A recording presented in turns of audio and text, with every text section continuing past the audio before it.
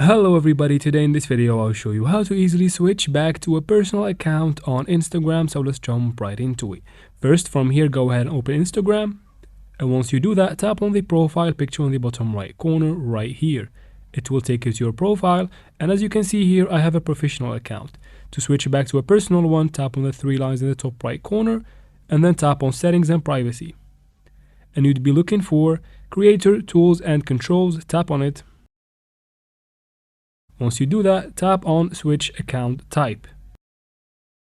From these two options, choose switch to personal account. Once you tap on it, tap again on switch to a personal account and then wait for a couple of seconds. And after that, you'll be successfully switched to a personal account. Now, sometimes when you switch back to a personal account, your account will remain public even though maybe you want it to be private. So to set it back to private, tap here and then tap on settings and privacy. Tap on account privacy, and then from here make sure you have this toggle turned on, and that's how we do it, guys. I hope this video was helpful. Please like and comment down below. Don't forget to subscribe for future videos like this one, and thank you very much for watching.